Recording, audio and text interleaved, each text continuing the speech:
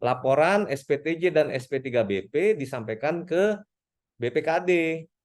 Nah, nanti BPKD menerbitkan SP2BP, ya, mengesahkan atau mengakui pendapatan belanja dan pembiayaannya. Nah, yang kedua, nah ini ada fleksibilitas BLUD dapat menggunakan silpa secara langsung.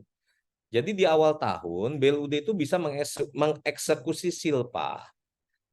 Kenapa bisa mengeksekusi silpa? Karena silpa BLUD itu ya tadi ya ada di rekening kas BLUD, tidak disetor ke kas daerah. Nah, sedangkan yang belum BLUD, silpa itu menjadi formulasi penghitungan pengurang kapitasi tahun berikutnya. Nah, itu yang jadi permasalahan. Berarti silpa tersebut dialokasi ke APBD, di-store ke APBD, nanti APBD mengalokasikan belanja dengan format APBD. Nah, itulah yang nanti BPJS mengalokasikan dana kapitasi sesuai pengurang dana silpa tersebut. Nah, ini menjadi permasalahan ya. Tiap tahun Puskesmas ribut harta gono gini sama BPJS ya kan, hitung-hitungan terus. Nah, seperti itu. Nah, kalau BLUD, Bapak Ibu, Puskesmas yang sudah BLUD bisa mengeksekusi uangnya. Dianggarkanlah estimasi silpa 31 Desember ya. Uangnya tetap ada di rekening kas BLUD. Nah, tinggal di perencanaan anggarannya dalam bentuk RBA dia belanja dari silpa, termasuk juga estimasi pendapatan. Begitu Bapak Ibu. Makanya di dalam RBA itu ada posturnya adalah rincian belanja BLUD, ya baik itu sampai jenis objek, rincian objek atau sub rincian objek. Nah, di kolom sebelahnya adalah sumber pendanaan, pendapatan BLUD, APBD dan silpa. Nah, itu silakan di breakdown dalam kebutuhan belanja-belanja tersebut. Nah, bisa dieksekusi kapan? 2 Januari.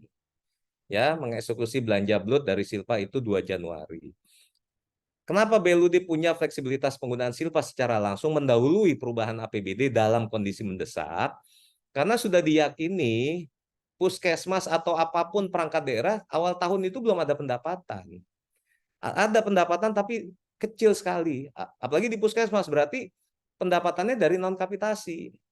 Yang kapitasi tiap tanggal 15 yang masuk ke rekening kas Bapak Ibu, ya rekening kas puskesmasnya itu bisa dieksekusi bulan berikutnya. Nah, bagaimana kalau ada belanja yang dalam kondisi mendesak harus dieksekusi? Uang dari mana? Dari pendapatan kurang. Ya, ada kondisi mendesak yang harus Bapak Ibu belanja, uang dari mana? Apa yang dilakukan kepala puskesmas? Dia berhutang.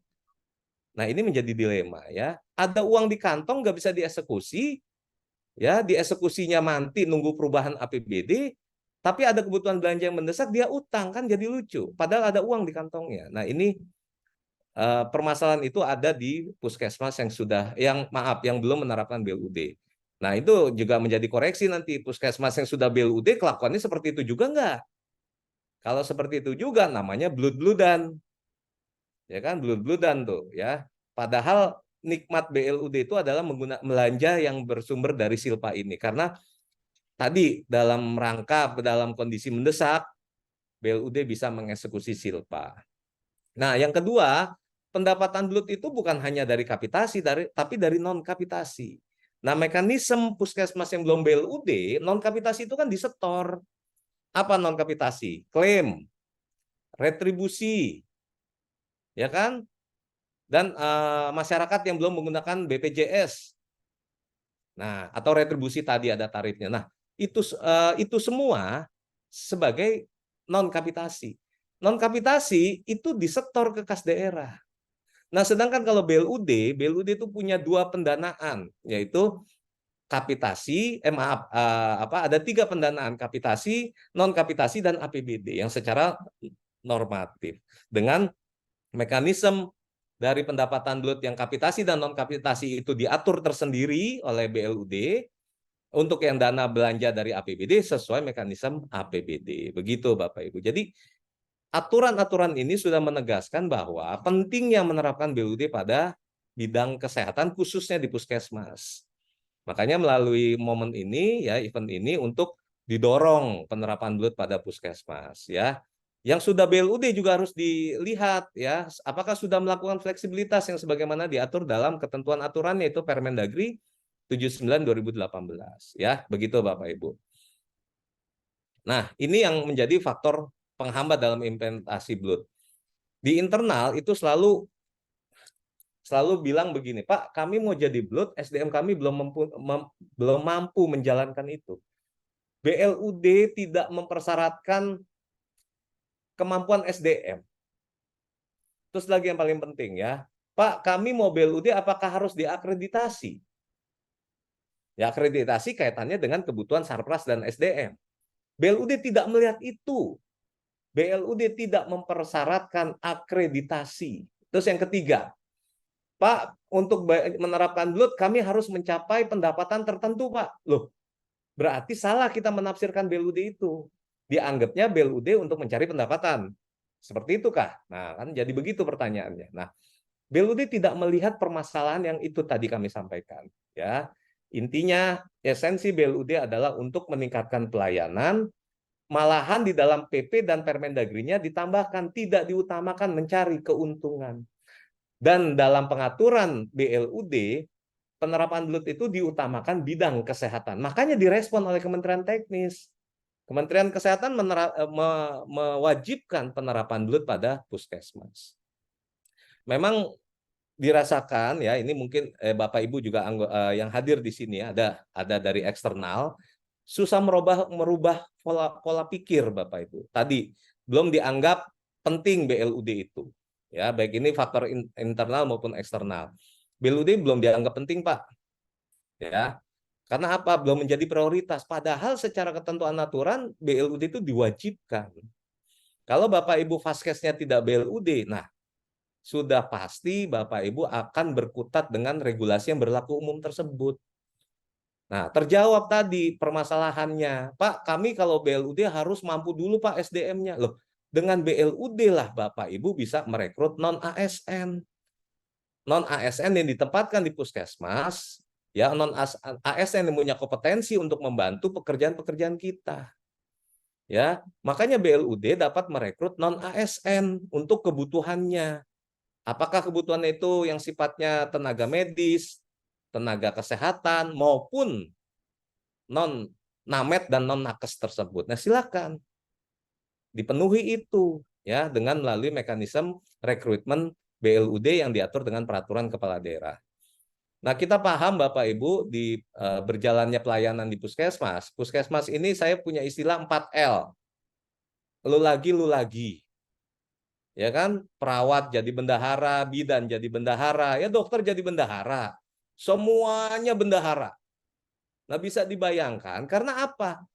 Harusnya ini konsentrasi Pemda untuk tadi apa ya? Pegawai yang bekerja pada Faskes ini bukan hanya namet dan nakes, tapi juga ditempatkan yang sifatnya non namet dan non nakes tadi. Misalkan tenaga akuntan untuk membantu pekerjaan kita. Oke, tanggung jawab itu dia dibebankan pada bendahara yang dimana bendahara di notabene harus PNS. Dan ternyata bendaharanya itu seorang bidan, nggak ada masalah. Tapi dibantu oleh tenaga non-nakes akuntan yang direkrut oleh BLUD-nya. Begitu Bapak Ibu. Ya, silakan. Itu punya fleksibilitas ya tentang SDM. Termasuk pengertian Pemda, pemahaman Pemda terhadap implementasi BLUT ini jangan overacting. Ada Pemda kalau sudah BLUT, Pak, kami APBD-nya di stop. Nah, ini yang overacting. Tadi kembali Pak, Bapak Ibu, APBD itu kan dilihat ya.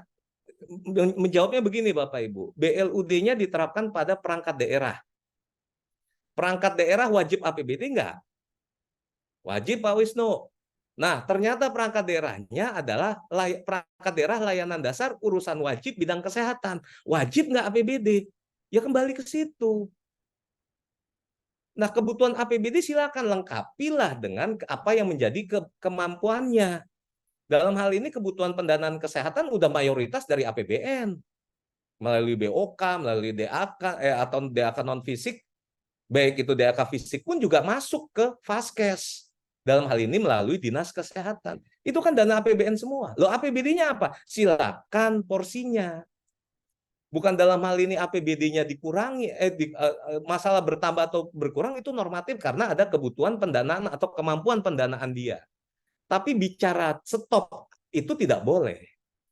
Karena gimana pun, bagaimanapun, ya pelayanan kesehatan, layanan dasar urusan wajib bidang kesehatan ini prioritas ya, harus dipenuhi. Ini yang dinamikanya selalu salah persepsinya. Kalau sudah bloat APBD stop, itu mohon kita harus tegaskan di situ. Ya, kami sebagai pembina BLUD sampaikan tidak stop Bapak Ibu. Ini layanan kesehatan. Beda treatmentnya kalau BLUD-nya pada bidang pariwisata. Loh, kenapa bidang pariwisata itu menerapkan bloat? Penerapan bloat di pariwisata untuk apa? Tadi peningkatan pendapatan. Walaupun esensi bloat tidak diutamakan mencari pendapatan. Karena pengertian pendapatan di BLUD itu untuk kembali ke dalam pelayanan. Jadi berputar terus begitu Bapak Ibu. Tidak ansih untuk saya cari uang, uang tersebut untuk membiayai kepentingan daerah lain. Atau kepentingan belanja daerah yang lainnya. Jadi fokus kepada pelayanan. Nah begitu. Peran APBD berkurang, normatif namanya. Tapi tidak stop. Ya kan kalau stop bisa dibayangkan, puskesmas. Ya, saya mengklastering puskesmas, Bapak Ibu ini ada 2, puskesmas air mata dan mata air. Nah, Bapak Ibu posisi di mana tuh? Yang air mata kah atau mata air kah? Air mata Pak semua, air mata buaya Pak. Nah, itu macam-macam lah kan itu. Udah air mata, gampang ngelihatnya Bapak Ibu. Kenapa kami bilang puskesmas air mata? Gampang, lihat aja kapitasinya. Udah kapitasinya kecil, makhluk hidup yang bekerja banyak. Ya kan makin dapat recehan dia di dalam. Jaspelnya udah apa istilahnya? Cepek-nope. Cepek-nope itu berapa tuh? Ya 100.000, 200.000 Pak. Dan itu ada Pak di daerah. Jangan-jangan ada di Bapak Ibu cepek-nope tersebut. Bisa dibayangkan mereka bidan, perawat atau nakes tadi dibayar cepek-nope. Ya kan? Nah, terus lagi dia ada kewajiban untuk memenuhi kebutuhan pendanaan di luar belanja pegawainya, yaitu belanja barang jasa dan belanja modal. Ya makin nyungsep, Pak. Inilah peran Pemda di situ. Silakan normatif lah. Ya, peran APBD ya karena APBD juga didanai juga dari APBN untuk bidang kesehatan ya normatif. Ya, masuk normatif tidak dikurangi. Ya, malahan harusnya untuk bidang kesehatan ini ditambah. Nah, inilah yang harus diberikan pemahaman kepada eksternal BLUD ya. Baik itu nih kebetulan sepertinya ada dari Biro Bagian Perekonomian ya, Biro Perekonomian Provinsi, Bagian Perekonomian Kabupaten Kota, ada BPKAD ya, Dinas Teknis ya dan lain sebagainya. Jadi harus pola pemahaman yang sama terhadap implementasi BLUD. Nah, kenapa permasalahan itu terjadi? Muaranya itu karena satu, Pak, dinamika pergantian pejabat di Pemda. Nah, ini ya yang sangat menjadi benang pusut.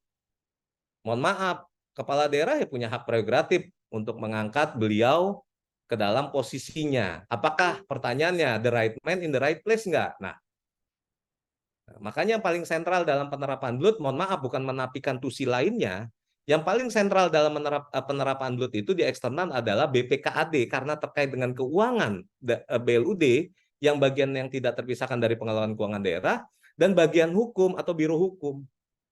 Ini yang paling sentral dalam implementasi BLUD. Biro hukum atau bagian hukum terkait dengan aturan fleksibilitas. Ya, ada 5 peraturan fleksibilitas besar yang harus diturunkan dengan peraturan kepala daerah. Nah, ini pun juga harus dipahami teman-teman dari Biro Bagian Hukum. Nah, inilah fleksibilitas BLUD. Ya, Bapak Ibu ini bisa lihat di layar. 5 fleksibilitas besar BLUD.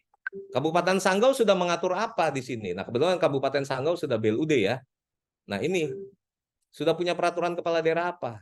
Yang paling utama dari 5 adalah pengelolaan keuangan BLUD.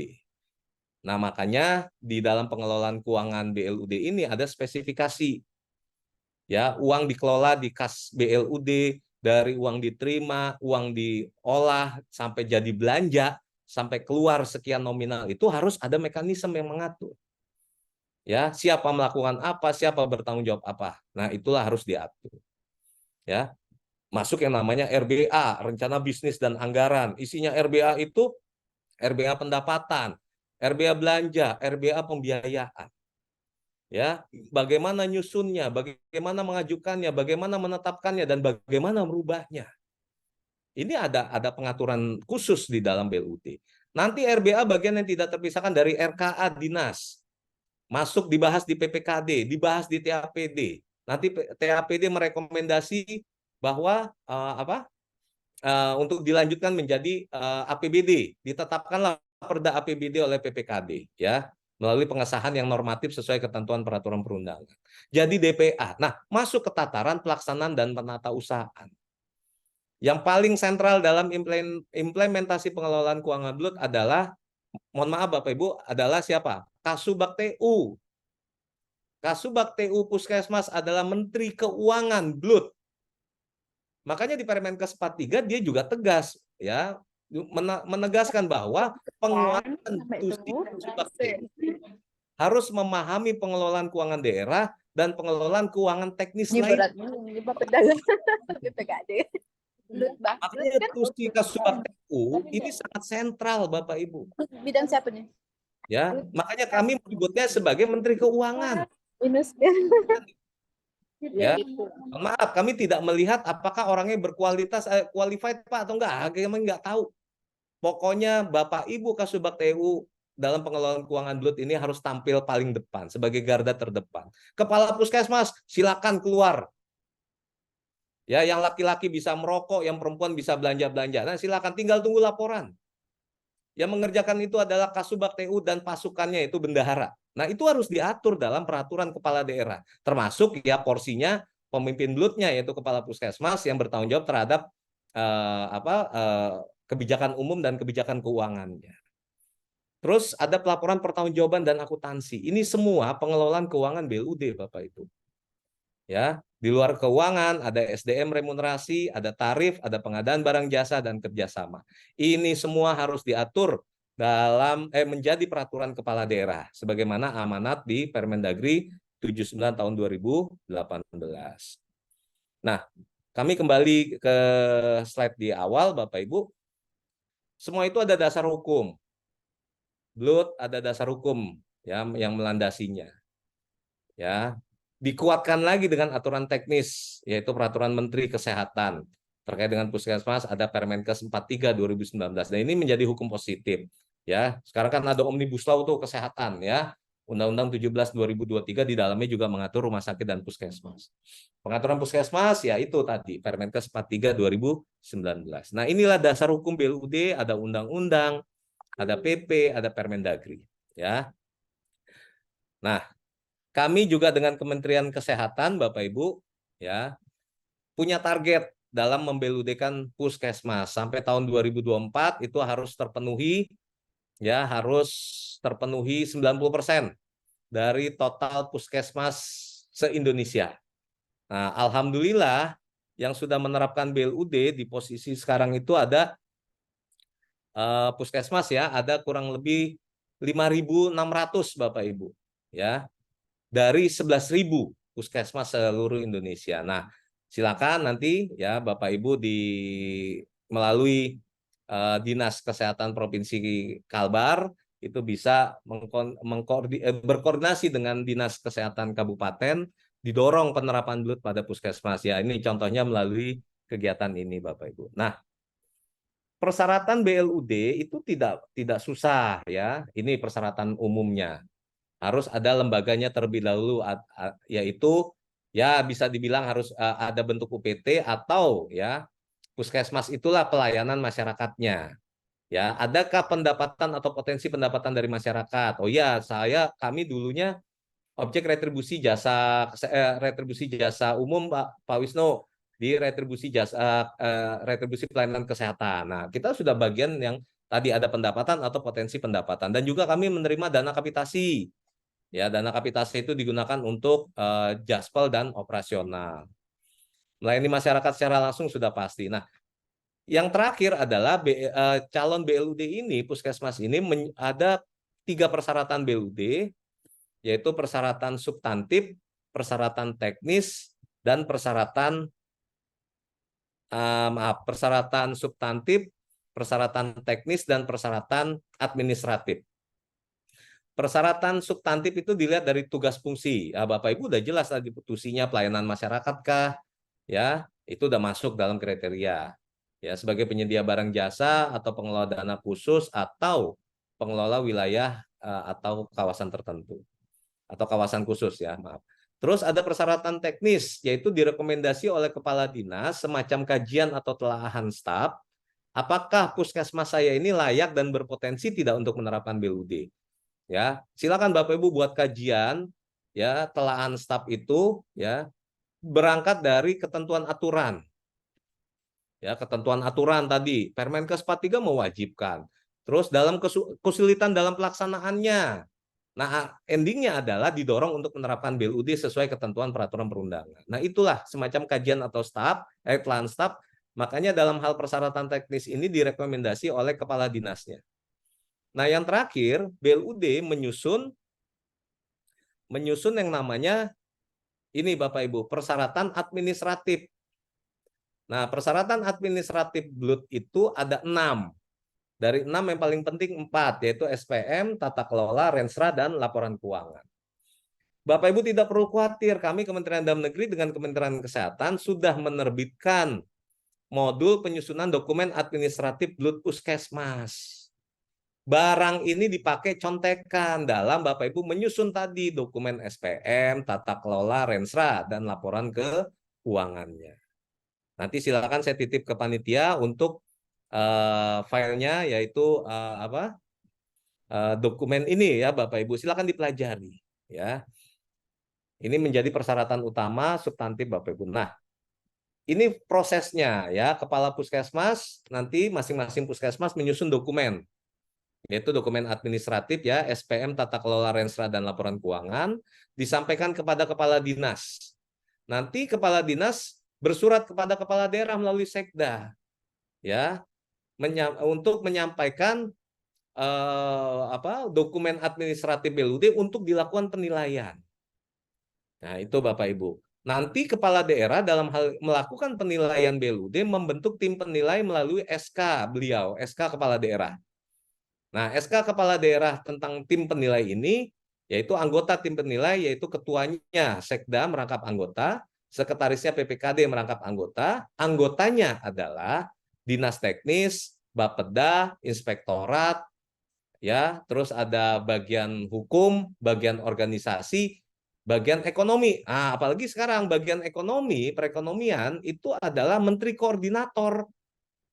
Makanya Bapak Ibu, biro atau bagian perekonomian, biro di provinsi, bagian perekonomian di kabupaten kota, penguatan terhadap tugas fungsi sebagaimana yang diamanatkan di Permendagri 56 2019.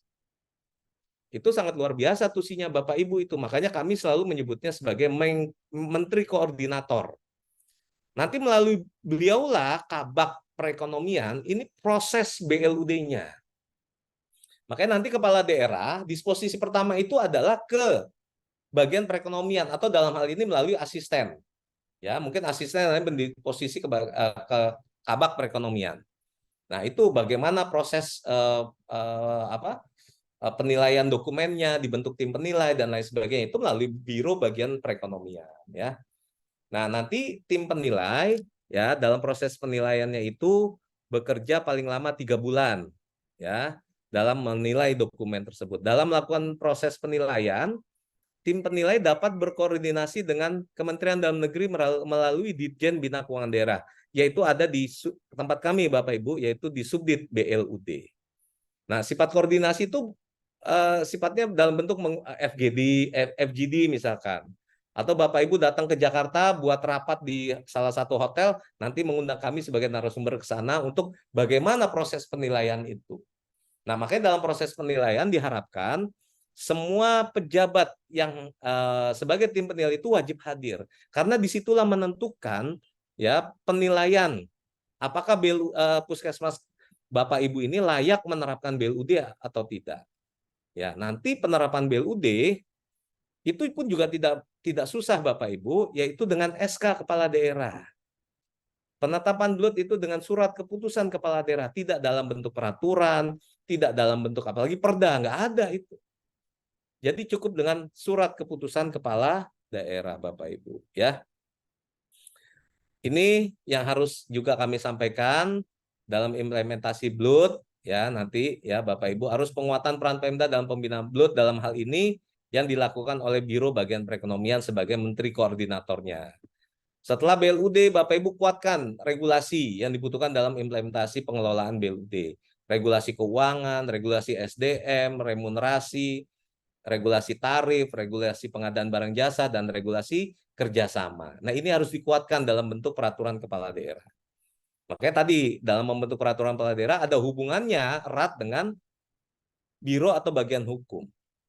Terus juga dalam hal ini BLUD butuh peningkatan kapasitas SDM pengelola dan lain sebagainya. Nah, ini dengan melakukan bintek-bintek ya, pelatihan ya atau bintek tadi, ya silakan bisa bersurat ke Kementerian Dalam Negeri dalam hal tadi pembinaan ya. Kami siap memberikan pembinaan kepada Bapak Ibu. Daripada Bapak Ibu mencari konsultan yang nggak jelas, ilmunya nggak didapat, uangnya habis, akhirnya nggak bisa dipakai ya. Artinya dalam hal proses pembelajaran tadi Bapak Ibu tidak dapat apa-apa. Silakan berkonsultasi pada kami terkait dengan TUSI BLUD, silakan berkonsultasi kepada Kementerian Kesehatan dalam dalam TUSI teknisnya. Ya, Bapak Ibu, jadi punya dua orang tua, Kementerian Teknis selaku dalam hal kebijakan atau TUSI teknis, dan kami di Kementerian Dalam Negeri terkait dengan TUSI BLUD-nya. Gitu Bapak Ibu. Nah, yang paling penting juga dalam hal ini tadi tidak kurang-kurang ya, atau jangan sampai di stop ya, tidak, bukan sampai di stop, tapi tidak berkurang alokasi anggaran yang secara normatif untuk kebutuhan pendanaan di fasilitas kesehatan ya, layanan dasar urusan wajib bidang kesehatan ini harus dipenuhi dari Pemda ya, karena tentunya tadi memberikan pelayanan butuh pendanaan ya, dalam hal ini dibutuhkan pendanaan yang besar baik itu dari kemampuan pendapatannya maupun juga yang bersumber dari APBD-nya. Mungkin itu Bapak Ibu yang bisa kami sampaikan terkait dengan penjelasan penerapan BLUD pada fasilitas kesehatan milik Pemda. Yang kami juga apresiasi kegiatan ini untuk nanti terus diberikan pemahaman, yaitu dari Dinas Kesehatan Provinsi yang melakukan pendampingan Dinas Kabupaten Kota ya untuk memberikan puskesmasnya. Yang sudah BLUD ya bukan artinya bersantai-santai. Fleksibilitas harus diperkuat dengan peraturan kepala daerah. Kalau Bapak Ibu tidak punya peraturan kepala daerah, berarti Bapak Ibu mazhabnya adalah peraturan perundang-undangan yang normatif, yaitu contoh di pengelolaan keuangan, ada PP 12 2019, Permendagri 77 2020. Tapi kalau Bapak Ibu sudah BLUD yang sudah BLUD, penguatannya yaitu regulasi fleksibilitas dengan peraturan kepala daerah. Artinya peraturan kepala daerah tersebut sebagai pengecualian dari pengelolaan daerah pada umumnya. Seperti itu yang bisa kami sampaikan. Mohon maaf kalau ada tutur kata yang salah. Terima kasih. Wassalamualaikum warahmatullahi wabarakatuh. Assalamualaikum warahmatullahi wabarakatuh. Baik, tepuk tangan Bapak Ibu sekalian. Terima kasih Pak Wisnu atas penjelasan yang sangat gamblang. Ternyata ada konsultan tidak jelas Pak ya. Istilahnya konsultan hit and run, Pak. Baik, Pak. Nah, dua pilihan ya Bapak Ibu. Konsultan hit and run ini dua pilihan. Pilihannya apa? Pertama, Bapak Ibu mendanai kan? Mendanai tapi dokumen nggak jadi. Atau dokumen jadi nggak bisa dipakai. Ya. Itu nggak enak Pak. Namanya pilihan yang nggak enak semuanya. Itu yang terjadi. Makanya Bapak Ibu, kami dengan Kementerian Kesehatan sudah menerbitkan pedoman tadi, modul penyusunan dokumen administratif, dikupas bareng aja. Ya, dibikin Pokja. Pokja SPM, Pokja Tata Kelola, Pokja Renstra, dan Pokja Laporan Keuangan. Ditunjuklah masing-masing puskesmas itu, artinya personil di puskesmas yang mampu nyusun SPM, siapa ambil satu-satu. Ya, yang paham mengenai tata kelola ambil satu-satu. Yang laporan keuangan juga ambil satu-satu, yang Renstra juga silahkan satu-satu dari masing-masing puskesmas. Atau yang paling mudah, yang kami juga sering dampingi Bapak Ibu, ambil dua profil puskesmas. Yang pertama, yang punya rawat inap dan non rawat inap. Ini dikeroyok dokumennya. Bikininlah 2 puskesmas ini SPM-nya, tata kelolanya, rensranya, dan laporan keuangan. Nanti yang udah 2 ini udah jadi, yang lain tinggal contek, kan profilnya sama. Puskesmas rawat inap se-Kabupaten A sama semua profilnya. Ya udah tinggal nyontek sama yang udah jadi. Nah, termasuk puskesmas yang non perawatan, tinggal nyontek sama yang sudah jadi. Begitu, Bapak Ibu. Kalau udah saling contek, enggak gini, sudah dikasih contoh dokumen nggak jadi-jadi, keterlaluan.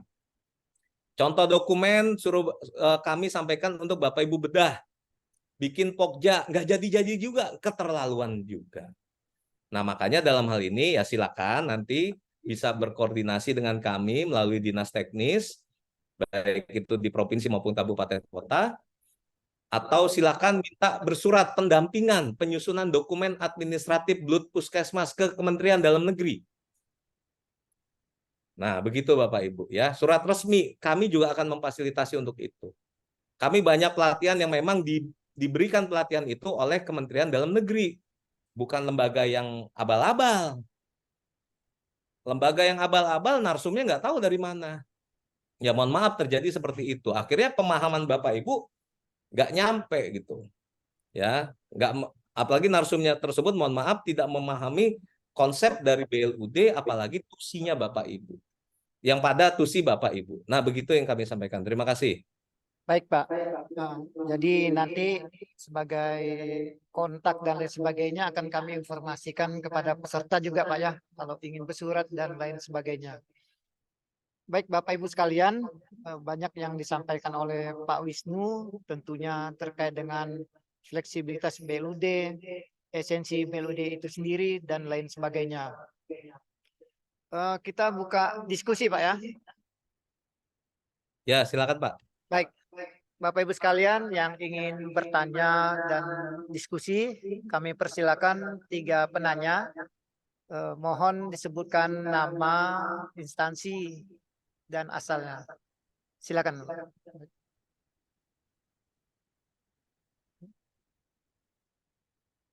Oh, pakai ini. Oh iya Pak, kita agak terbatas nih Pak. Gantian. Ya, baik.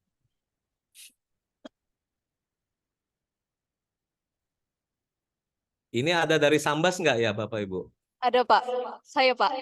Oh, Sambas. Ya, Sambas itu tanah leluhur saya Bapak Ibu. Itu kakek saya asli Sambas.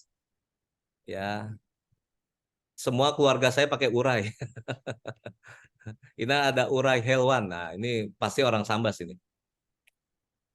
Bismillahirrahmanirrahim. Assalamualaikum warahmatullahi wabarakatuh.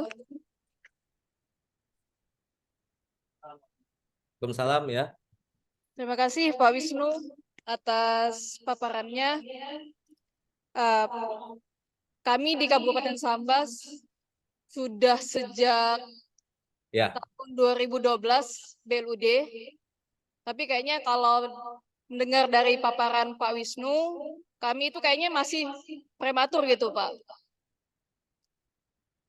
Pertanyaan kami, untuk aturan fleksibilitas yang ada 5 itu Pak, pengelolaan keuangan, SDM dan remunerasi, tarif, pengadaan barang dan jasa, dan kerjasama, apakah dibuat dalam satu perkada atau dalam perkada yang terpisah, Pak?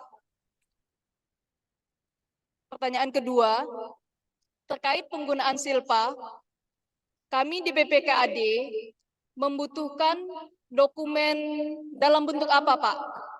Sebagai entah itu mengetahui atau mengesahkan untuk belanja yang dilakukan oleh BLUD di bulan Januari itu atas penggunaan silpa. Yang ketiga, di dalam fleksibilitas itu kan ada aturan tentang ambang batas, Pak. Di dalam Permendagri 79 tahun 2018 itu dicantumkan di dalam dokumen RBA dan DPA. Kami di Kabupaten Sambas belum melihat di mana posisi terkait ambang batas itu, Pak. Persentasenya di posisi di mana? Apakah di bawah sekali atau memang bias di dalam dokumen RBA-nya? Kemudian yang untuk pengesahan RBA-nya itu, yang berwenang untuk mengakui ambang batasnya itu siapa, Pak? Kemudian yang keempat, maaf Pak, agak banyak, mumpung lagi di Pontianak. Jadi untuk yang pertanyaan keempat, kalau misalnya di dalam belanja puskesmas maupun rumah sakit, dalam 1 bulan itu telah melebihi pagu anggaran di dalam rincian belanja. Namun secara total tidak masih belum melebihi, Pak. Jadi posisi kami di BPKAD, apakah kami boleh mengesahkan belanja tersebut atau menunggu dokumen tambahan, alasan ataupun dokumen rencana perubahan atau pergeseran RBA puskesmas maupun rumah sakit. Demikian Pak pertanyaan kami. Mohon maaf sedikit banyak. Assalamualaikum warahmatullahi wabarakatuh. Kalau sedikit banyak apa ya jadinya tuh ya? Pak, langsung jawab saja Pak ya. Ya, ya, baik. Saking banyaknya saya enggak lupa Pak tadi yang ditanya. Ya, ya. Lanjut Pak ya. Ya, tadi sedikit banyak ya, namanya sedikit banyak ya. Ya, ini luar biasa ya, Kabupaten Sambas sudah BLUD di tahun 2012. Ini rumah sakitnya atau puskesmasnya, Bu? Yang pertama itu rumah sakit, Pak. Oke, rumah sakit ya. Total 3 rumah sakit, 28 puskesmas. Kalau yang puskesmas kapan BLUD-nya? Sejak 2012, tetapi bertahap, Pak. Loh, sekarang masih status bertahap? Sudah penuh, Pak. Sudah penuh? Oke, ya, oke lah. Berarti sudah BLUD ya semuanya. Ini luar biasa Kabupaten Sambas. Saya terakhir ke sana tahun berapa itu lupa ya. Masih waktu itu Hendy jadi direktur ya. Hendy masih saudara juga. Oke, perkada ini harus diatur, fleksibilitas BUT harus diatur dengan peraturan kepala daerah. Apakah satu-satu fleksibilitas tersebut berarti kalau gambaran besarnya ada 5 misalkan, atau ya terpisah tadi 5 atau menjadi 1. Nah sebenarnya pengaturannya itu bisa disimplifikasi istilahnya ya Bapak Ibu. Tapi peraturan peraturan misalkan contoh gini, peraturan Bupati Sambas tentang pengelolaan keuangan BLUT bidang kesehatan. Nah, begitu. Jadi 1 ya, peraturan Bupati Sambas tentang SDM dan remunerasi BLUT kesehatan. Nah, jadi 1. Lampiran 1 rumah sakit, lampiran 2 puskesmas. Nah, seperti itu ya Bapak Ibu. Itu simplifikasi. Simplifikasi pertama. Ada lagi yang mengatur simplifikasi yang kedua, yaitu dibuat jadi 1 peraturan kepala daerah. Peraturan kepala daerah pengelolaan BLUD. Di ruang lingkupnya di pasal 2 itu terdiri dari ruang lingkup peraturan kepala daerah ini terdiri dari A, pengelolaan keuangan, pengelolaan SDM, pengelolaan tadi ya fleksibilitas ada 5 itu. Nah, tapi kan jadi tebal sekali. Lampiran 1 untuk puskesmas isinya mengenai keuangan, SDM, remunerasi, tarif, terus pengadaan barang jasa dan kerjasama. Puskesmas juga sama begitu aja, jadi tebal. Nah, mana yang menurut Bapak Ibu enak lah, prinsipnya itu. Nah, sebenarnya ini semua angle-nya dari biro atau bagian hukum. Ya, mohon dikonsultasikan untuk itu. Secara prinsip, amanat dari Permendagri 79, fleksibilitas yaitu dengan peraturan kepala daerah. Itu prinsipnya, Bu ya. Silakan nanti konsultasikan ke bagian hukum. Ya, kalau bagian hukum prinsipnya ya simplifikasi tadi. Ya, simplifikasi ya jadikan 5 aja, tapi fokus di bidang kesehatan ya seperti itu. Tunggu sebentar Bapak Ibu. Terus pengaturan silpa. Nah, ini ke pertanyaan tadi Ibu ke bawah itu terkait dengan semuanya di keuangan. Ya.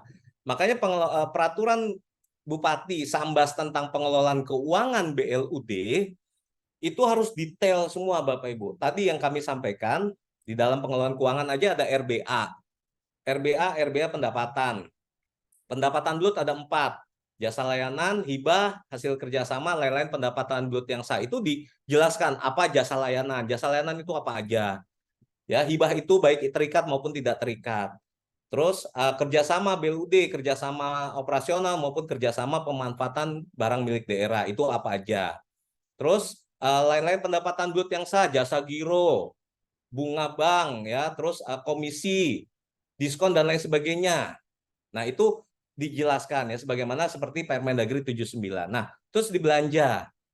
Nah, ini menjawab juga pertanyaan Ibu tadi.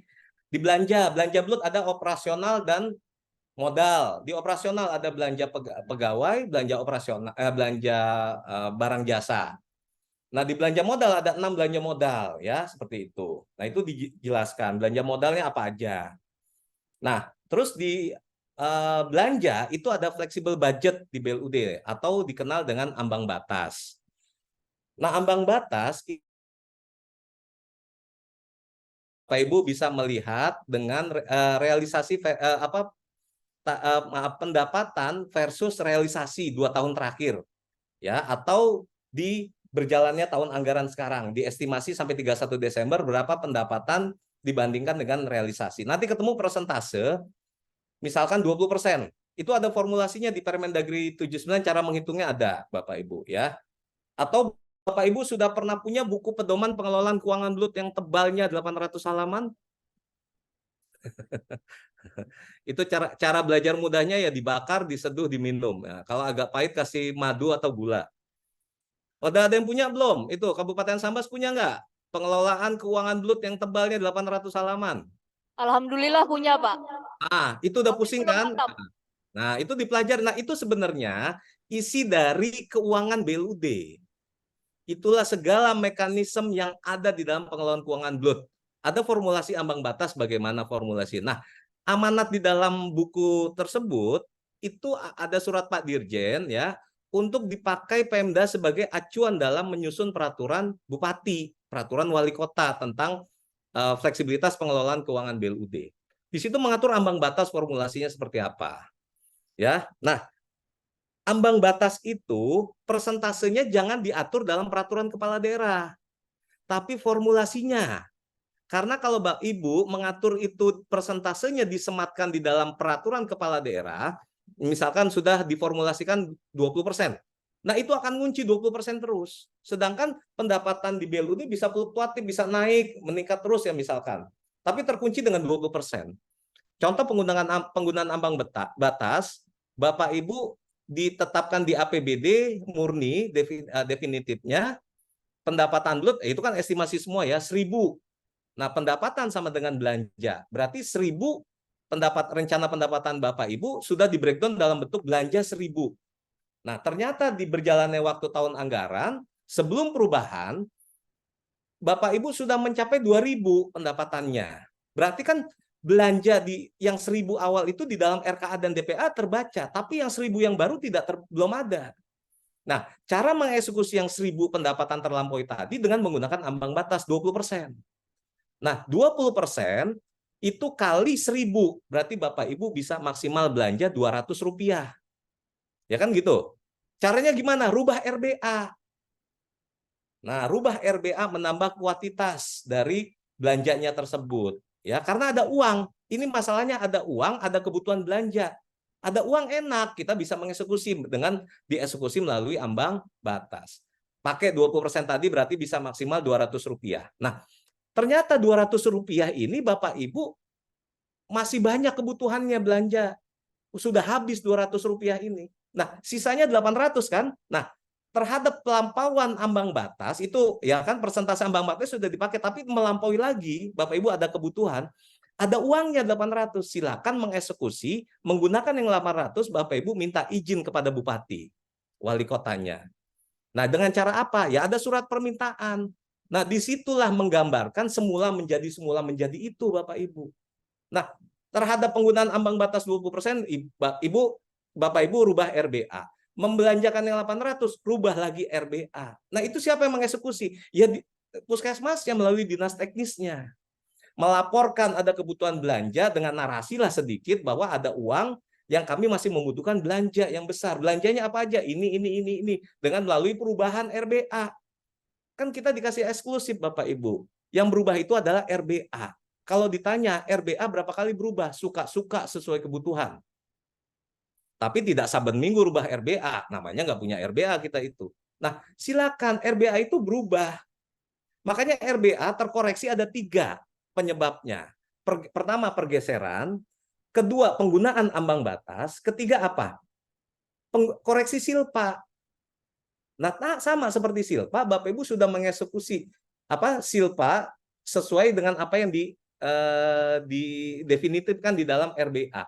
Itu kan estimasi 31 Desember. Ternyata pemeriksaan audited BPK menyebabkan silpa Bapak Ibu bertambah atau berkurang. Nah, revisi RBA. Begitu Bapak Ibu.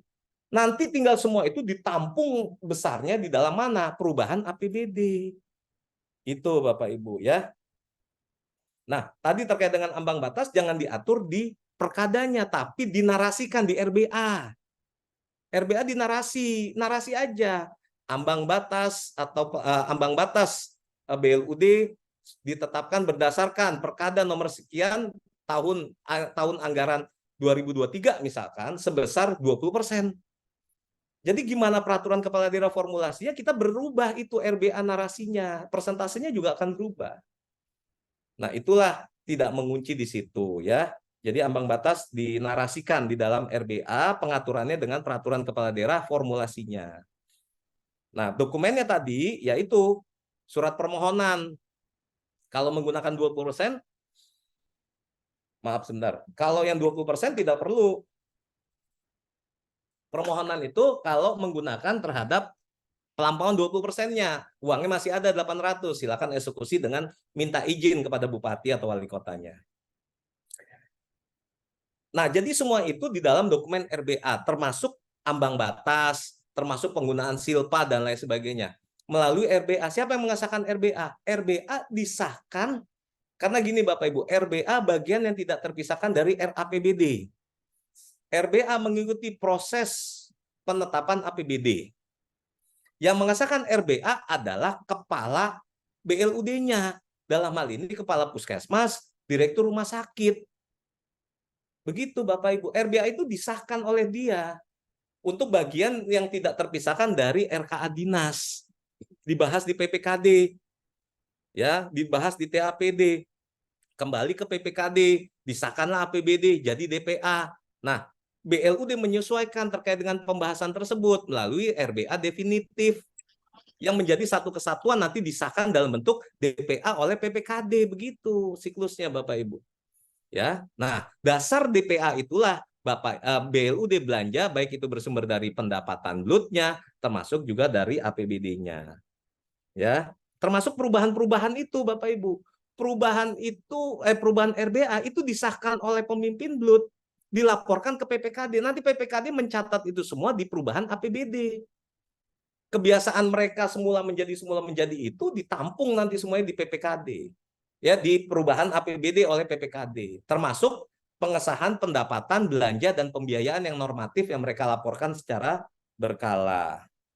Nah, BLUD di belanja selain punya fleksibel budget yaitu fleksibel budget, selain ambang batas BLUD bisa melakukan pergeseran di dalam jenis belanja yang sama. Nah, pergeserannya itu dieksekusi oleh pemimpin BLUD-nya, dilaporkan ke PPKD. Kan jenisnya tidak berubah karena BLUD amanat di PP 12 2019, Permendagri 77 2020, Permendagri 79 2018, integrasi pendapatan BLUD belanja yang dari pendapatan BLUD itu sampai jenis belanja. Rincian ada di dalam RBA. Oleh karena itu BLUD dapat melakukan pergeseran di dalam jenis belanja yang sama. Kalau bicara APBD, pergeseran di dalam SRO objek ya itu minta persetujuan PPKD. Bergeser di dalam objek, di dalam jenis, itu persetujuan Sekda. Nah, BLUD tidak melalui mekanisme itu. Makanya diatur itu semua dengan peraturan kepala daerah. Silakan BLUD melakukan pergeseran antar SRO, antar RO, antar objek di dalam jenis belanja yang sama. Tidak boleh itu jenis belanja barang jasa ya atau di belanja modal peralatan dan mesin karena di belanja barang jasanya masih banyak membutuhkan geser ke situ, nggak boleh. Itu namanya lompat jenis. Kalau lompat jenis itu nanti hukum alamnya, hukum anggarannya adalah di perubahan APBD. Jadi itu ya Bapak Ibu, semua itu harus diatur dengan peraturan kepala daerah. Itulah aturan main BLUD. Dan sekarang sudah ada pedoman pengelolaan keuangan BLUD. Nah, itu dijadikan peraturan kepala daerah, lampirannya itu isinya. Disitulah berisi mengenai kebijakan keuangan, format-format RBA, DPA, ya, format-format pengelolaan keuangan BLUD dan lain sebagainya. Dan kami juga sudah menyediakan sistem aplikasi namanya SIPD BLUD atau IBLUD Kementerian Dalam Negeri. Silakan Bapak Ibu bersurat pada kami untuk minta pelatihan dan pendampingan. Nah, kami juga lagi intens nih memberikan pelatihan dan pendampingan.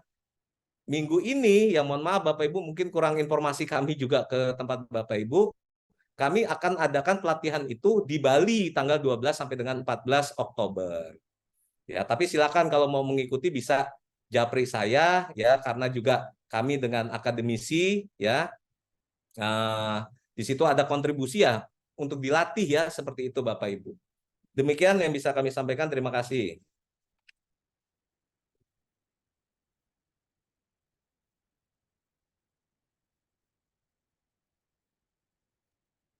Halo, oke, baik, terima kasih Pak. Nah,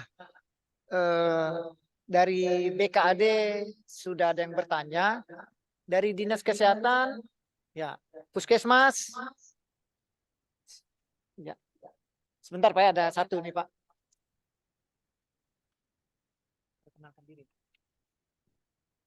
Assalamualaikum warahmatullahi wabarakatuh. Ya, waalaikumsalam warahmatullahi wabarakatuh. Salam Pak Wisnu, apa kabar? Ya, baik Pak. Minggu kemarin saya berkunjung ke tempat Bapak, cuman nggak ketemu Bapak. Oh, baik. Saya Usman Yahya dari Biro Perekonomian Pak.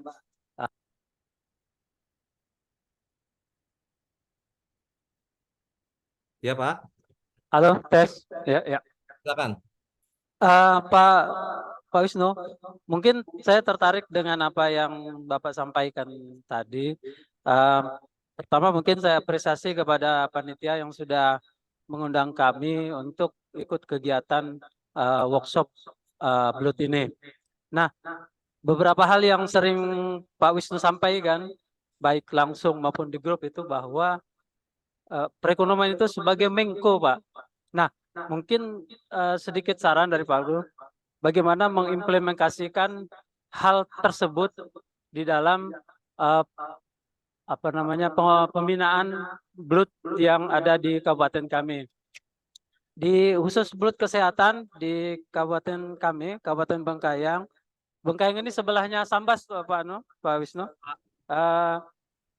Sudah semua rumah sakit maupun puskesmas sudah menjadi BLUD. Nah, hanya saja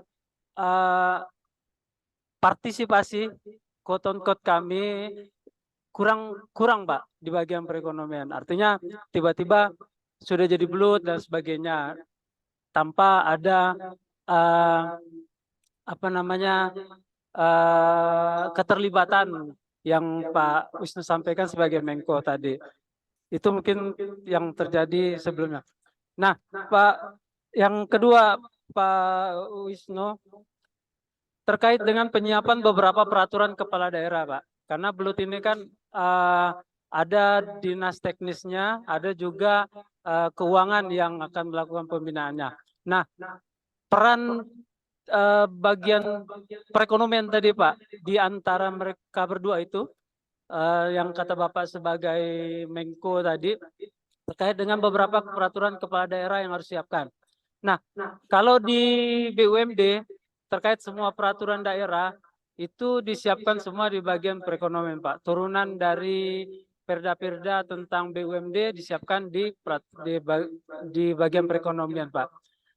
Nah, hukum memang naik ke bagian hukum, tapi ada pemrakarsa, Pak. Pemrakarsanya adalah biasanya dinas teknis yang menyebutkannya. Nah, bagaimana peran kami di sana nanti, Pak? Yang ketiga, Pak, mungkin cukup dua dulu, Pak, sementara, Pak. Terima kasih, Pak Wisnu. Ya, baik. Baik, Pak. Ini terdengar ada materinya ya. PPT-nya kelihatan? Kelihatan, Pak? Ya. Nah, ini tadi kalau bicara itu semua, Pak, makanya harus dikuatkan tusi bagian perekonomian. Sebagaimana Permendagri 56 2019 tentang pedoman nomenklatur dan unit kerja sekretariat daerah provinsi kabupaten kota. Ini kami bilang Bapak itu sebagai menteri koordinator karena punya tusi yang luar biasa di poin A sampai dengan D ini. Yang poin A adalah menyiapkan bahan perumusan kebijakan teknis evaluasi. Perumusan kebijakan teknis evaluasi. Terus koordinasi kebijakan teknis evaluasi. Penyiapan juklak dan juknisnya. Yang D selain itu tugas A dan A sampai C, Bapak juga melakukan monitoring, evaluasi, analisis, pelaporan kebijakan, termasuk juga fleksibilitas bulut ada di pengembangan, layanan dan lain sebagainya. Jadi memang muaranya ini ada di Biro Bagian Perekonomian. Makanya kami, ya inilah Permendagri 56. Saya sengaja menyebutnya Bapak itu Menko, namanya Menko itu tukang suruh, Pak. Ya silakan, kalau Bapak memahami tusi BLUD, ya pemrakasannya Bapak tidak akan paham. Oleh karena itu, Bapak libatkan tusi teknis lain, yaitu dinas teknisnya dan BPKAD-nya. Itu di bawah koordinasi Bapak. Terkait dengan SDM, ada BKD. Pendanaannya ada BPKAD. Nah, terus siapa yang bekerja? Nakes dan non-nakesnya ada dinas kesehatan. Nah, itulah sifat koordinasinya melalui Menko-nya ini, Bapak Ibu. Ya, makanya Bapak harus kuatkan di dalam peraturan Perkada ya mengenai SOTK SOTK-nya Biro Bagian Perekonomian agar ini bisa berjalan sesuai koridor aturan. Nah, ini yang harus dikuatkan, Pak. Nah, seperti itu, Pak ya jawabannya, Pak. Makanya kalau ditanya peran Bapak, ya perannya harus dikuatkan dengan Perkada agar tadi bisa melakukan pembinaan terhadap BLUD-nya. Bapak bisa turun ke lapangan ke BLUD-nya melalui dinas kesehatan ya terkait dengan BLUD puskesmas atau langsung ke rumah sakit, tanyakan Perkada apa yang sudah Anda miliki, contohnya seperti itu. Nah, ini sesuai koridor aturan Permendagri 79 harus diatur nih Perkada mengenai pengelolaan keuangan, SDM remunerasi, tarif, pengadaan barang jasa dan kerjasama. Apa yang mereka punya? Oh, masih kurang SDM-nya. Belum diatur. Nah, atur dengan peraturan kepala daerah. Nah, itu di bawah binaan Bapak. Tapi Bapak tidak memahami secara teknis itu, libatkan teknis-teknis yang lain. Tadi itu Pak maksudnya. Ya, jadi silakan dikuatkan dengan peraturan kepala daerah. Begitu Pak. Siap. Terima kasih, Pak Wisnu. Baik, terima kasih. Ada lagi Pak? Mungkin? Kami juga izin Bapak Ibu dalam waktu dekat, ini kami sudah finalisasi pedoman penilaian kinerja BLUD, khusus bidang kesehatan. Nah, ini nanti akan menjadi alatnya Biro Bagian Perekonomian untuk melakukan pembinaan terhadap kinerja BLUD. Kinerja BLUD itu ada 3 ya Bapak Ibu, kinerja manfaat, kinerja pelayanan, dan kinerja keuangan yang sehat. Nah, ini semua ada nanti modulnya, penilaian kinerjanya. Ya tentunya Bapak Ibu di Biro Bagian Perekonomian berkoordinasi dengan dinas teknis, berkoordinasi dengan BPKAD. Tadi kinerja pelayanan dan manfaat itu ada di tusinya dinas kesehatan. Ya, bagaimana kan SDM. Ya, terus juga terkait dengan BPKAD bagian keuangan terkait dengan kinerja keuangan. Nah, itu Bapak Ibu ya. Siapa? Ada lagi Pak dari instansi teknis atau puskesmas? BKD sudah, ekonomi.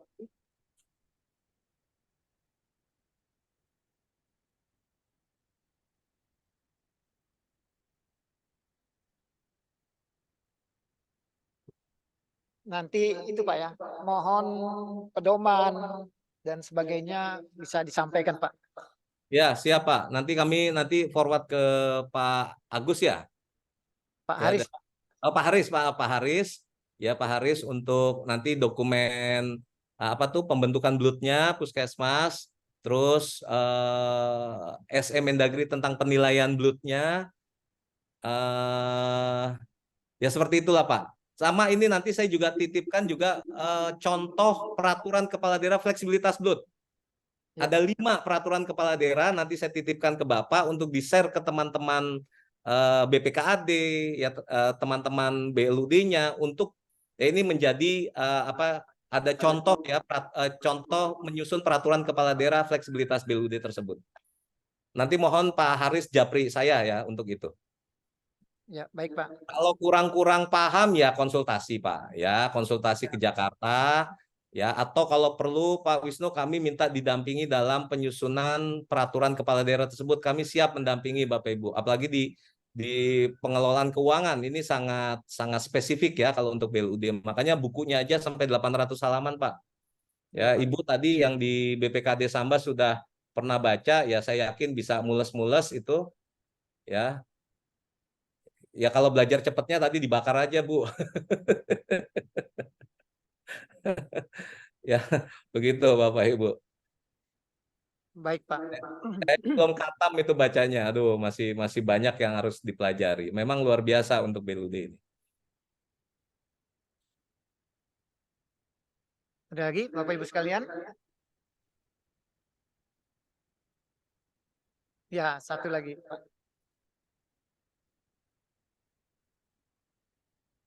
Sebentar Pak ya.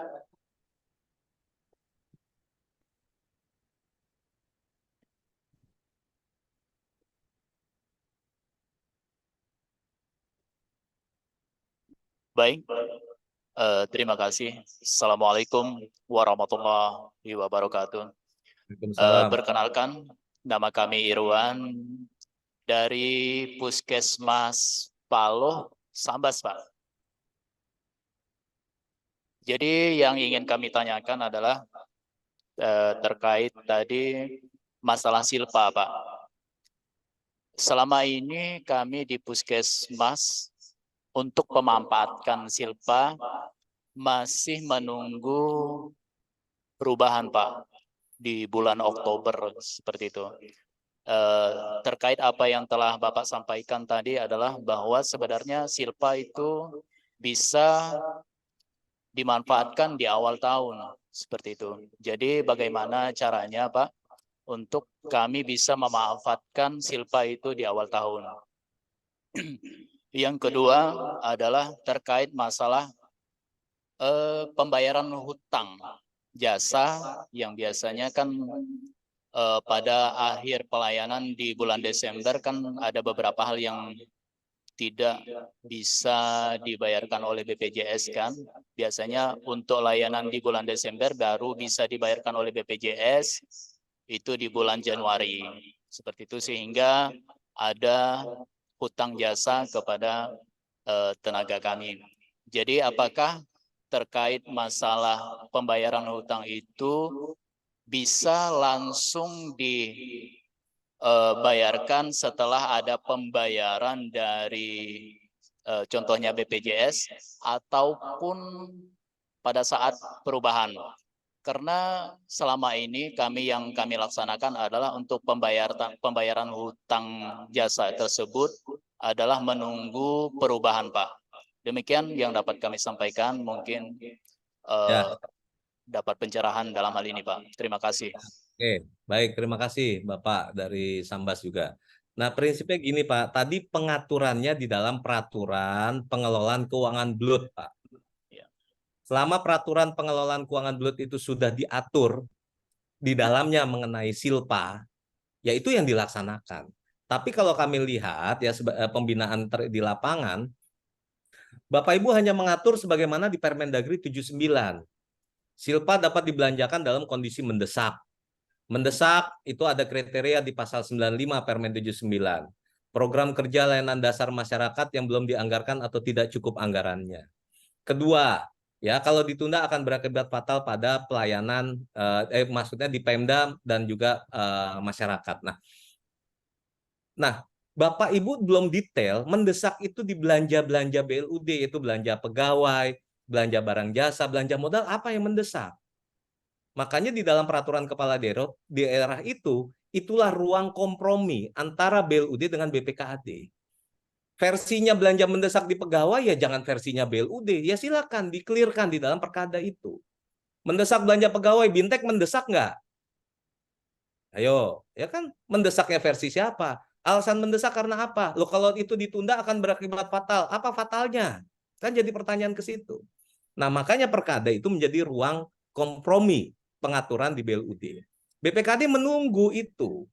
Selama Anda mengatur kondisi mendesak di belanja pegawai apa belanja barang jasa apa, belanja modal itu apa. Nah, itu yang harus dijalankan. Ya, oleh karena itu ya kapan dieksekusinya? Ada Permendagri 79 itu mendahului perubahan APBD, Pak. Jadi bisa dieksekusi malahan BLUD.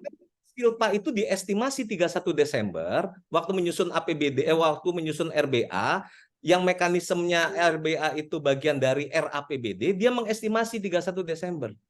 Saya kira-kira punya silpa sekian, potret 2 tahun terakhir misalkan. Itu yang saya taruh 1.000. Nah 1.000 itu Bapak Ibu breakdown dalam bentuk belanja yang bersumber dari silpa. Bapak Ibu eksekusi silpa berdasarkan apa yang ada existing yang Bapak Ibu sudah definitifkan di dalam perencanaan di dalam RBA yang masuk ke dalam APBD. Itu kan estimasi juga. Artinya dalam kurun waktu Januari 1-2 Januari sampai dengan Bapak Ibu bisa belanja kapitasi, sampai Bapak Ibu bisa belanja menggunakan APBD. Nah, eksekusinya dengan apa? Belanja dari silpa. Nah, itu Bapak Ibu. Nanti audited BPK menyebabkan silpa itu bertambah atau berkurang, Bapak Ibu revisi RBA.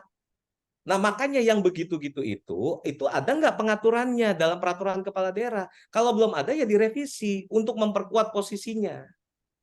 Ya, itu Bapak Ibu. Nah, termasuk tadi pembayaran utang, tertunda pembayaran Jaspel karena BPJS-nya telat bayar. Ya, transaksi Oktober, November, Desember baru dibayar loh 4 tahun. Nah, kan Bapak Ibu sudah bisa mengestimasi dari silpa tersebut. Yang saya eksekusi untuk membayar kewajiban saya, termasuk ada alokasi dari silpa tersebut untuk Bapak Ibu eksekusi normatif belanja. Itu tercatat di dalam catatan atas laporan keuangan. Jadi silpa itu dieksekusi bukan hanya untuk belanja tahun berikutnya yang sifatnya emergensi, tapi untuk membayar kewajiban yang tertunda. Ah, iya. Itu kan ada hadisnya di agama Islam. Ya, jangan sampai kering keringatnya. Bayangkan harus dibayar. Kalau tidak dibayar sampai kering keringatnya, apalagi kita sampai mogok, itu zolim namanya. Nah, makanya cara mengeksekusinya walaupun BPJS terlambat, tapi kita bisa mengeksekusi di awal pada saat dia cair, dieksekusi karena uang tersebut sudah ada mereknya yang segera untuk dieksekusi. Begitu Bapak Ibu. Nah, makanya normatif dalam pelaporan, normatif dalam perencanaan anggaran, nah BLUD harus tertib di situ. Ya mungkin kealpaan dari kita tidak melaporkan silpa, kita tidak melaporkan dan lain sebagainya itu yang menyebabkan BPKAD ya, loh Anda harusnya kan bisa merencanakan. Ya kalau BPKAD kan normatif. Peraturan kepala daerahnya Anda sudah mengatur itu belum? Nah kan begitu jadinya. Akhirnya kita selalu debatable, akhirnya jadi statusnya blood-bloodan karena sebenarnya kealpaan itu ada di kita, Bapak. Ya, BPKD menunggu aja itu sebenarnya, ya. Demikian. Siap. Terima kasih, Pak. Baik. Satu lagi Pak, kalau masih. Sebelum kita coffee break. Satu. Oke.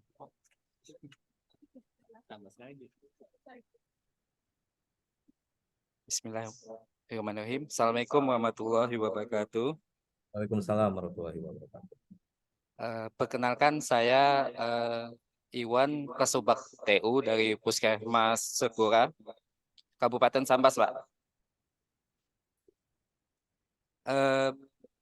Berdasarkan Permendagri nomor 79 2018 pasal 83, Pak, bahwa pemimpin menyusun tarif layanan BLUD. Kemudian yang kedua, pemimpin mengusulkan tarif layanan BLUD sebagaimana yang dimaksud pada ayat 1.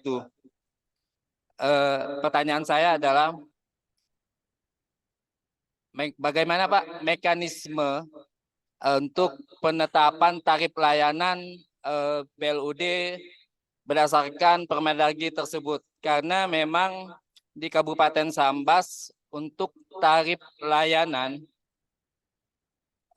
Perbub mulai dari tahun 2014 sampai 2023 tarif layanannya masih menggunakan tarif yang lama.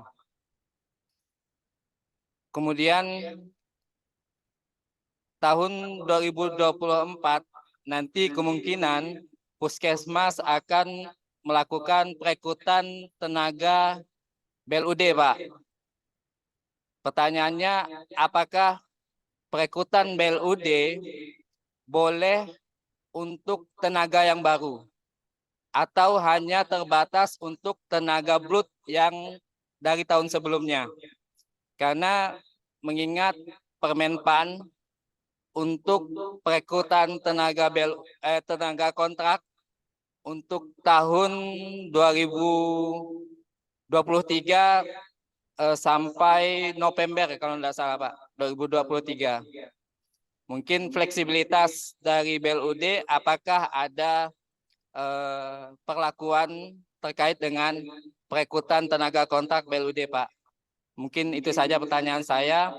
Kurang lebihnya mohon maaf. Wabillahi taufik wal hidayah. Assalamualaikum warahmatullahi wabarakatuh. Waalaikumsalam warahmatullahi wabarakatuh. Ya.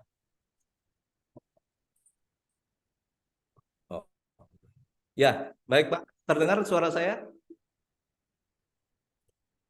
Iya, Pak. Oke, ya. Tadi betul yang Bapak sampaikan, di dalam tarif BLUD ada amanat di pasal 83. Jadi tarif itu diusulkan oleh pemimpin BLUD. Dalam menyusun tarif, pemimpin mempertimbangkan tadi aspek kontinuitas, pengembangan layanan, kebutuhan, daya beli masyarakat, asas keadilan dan kepatutan, kompetisi yang sehat. Artinya kompetisi yang sehat dalam ini dalam industri yang sejenis. Bapak Ibu kan sudah head to head nih dengan BLUD, dengan klinik swasta, terus juga batasan waktu dalam penetapan tarif. Nah, tarif di BLUD ini dinamis, Pak, ya, dengan peraturan kepala daerah, revisinya, penyesuaiannya, perubahannya, termasuk Bapak Ibu ingin menambah pelayanan tersebut cukup dengan merevisi peraturan kepala daerah. Nah, kalau memang dalam koridor itu semuanya tarif lama itu sudah tidak sesuai, ya direvisi, Pak. Ya, melalui dengan peraturan kepala daerah. Aspeknya itu. Nah, tentunya dalam usulan penetapan tarif itu, ya, pemimpin BLUD dapat membentuk tim. Dalam hal ini kepala puskesmas difasilitasi dengan dinas teknisnya membentuk tim dalam penyusunan tarif yang keanggotaannya berasal dari SKPD yang membidangi kegiatan BLUD yaitu dinas teknis, SKPD yang membidangi pengelolaan keuangan adalah BPKAD. Bisa dilibatkan unsur perguruan tinggi memformulasikan tarif, ya, dan lembaga profesi.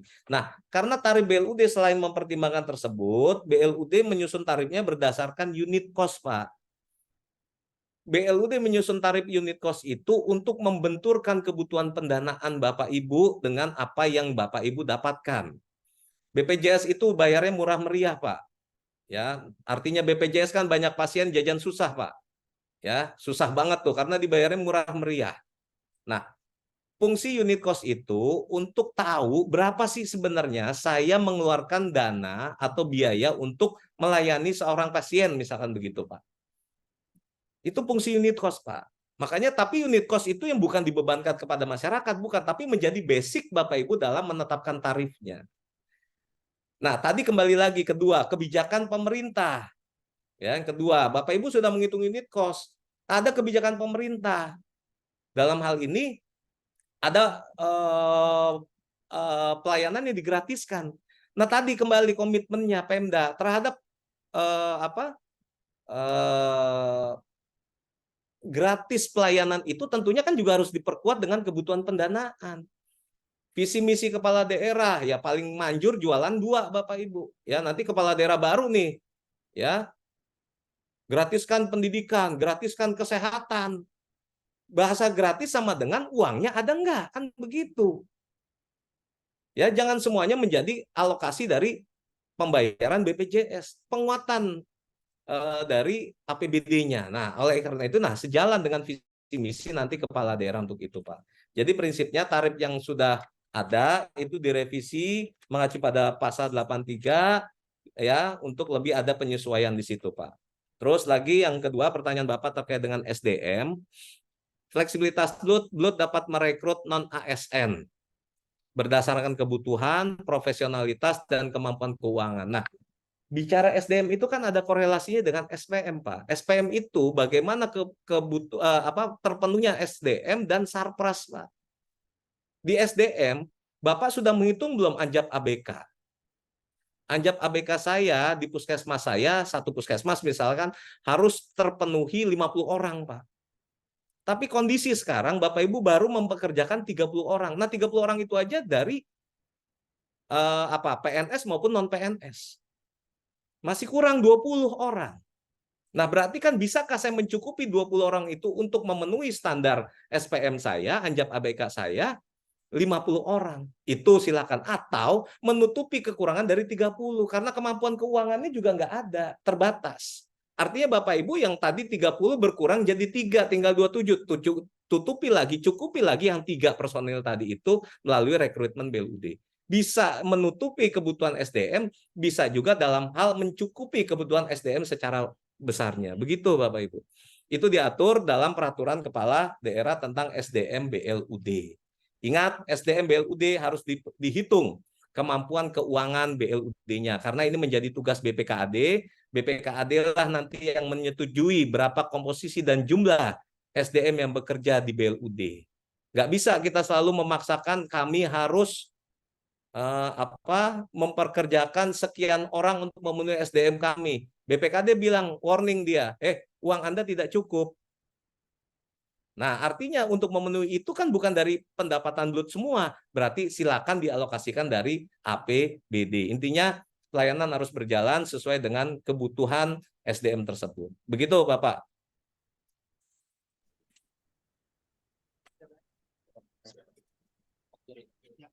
Baik, sudah Pak. Ya. Ini yang bertanya 3 dari Sambas nih Pak.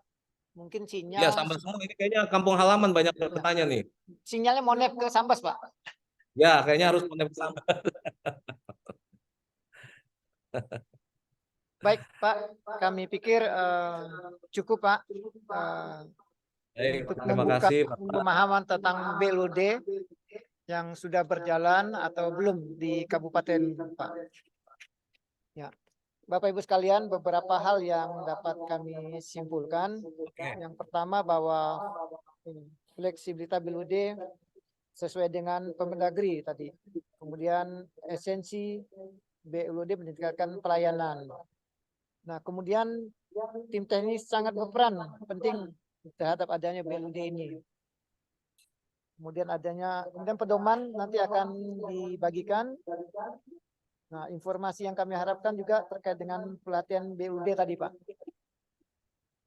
Yaitu sebagian, Pak, yang dapat disimpulkan. Ya. Baik. Terima kasih buat Pak Wisnu, Pak, atas kehadiran dan waktunya dan penjelasan yang luar biasa. Bapak Ibu, kita tutup untuk materi pertama ini. Tepuk tangan untuk Pak Wisnu dan kita semua. Ya, terima kasih. Ya. Insya Allah bisa ketemu lagi Bapak Ibu ya di lain kesempatan. Terima kasih. Maaf. Wassalamualaikum warahmatullahi wabarakatuh. Waalaikumsalam warahmatullahi wabarakatuh. Nanti akan dikontak Pak. Ya. Terima kasih. Siap. Ya, kita tutup. Terima kasih. Sekian Bapak Ibu sekalian. sesi pertama ini materi kita tutup. Assalamualaikum warahmatullahi wabarakatuh. Selamat sore, salam sejahtera buat kita semua. Selanjutnya saya serahkan ke panitia. Terima kasih.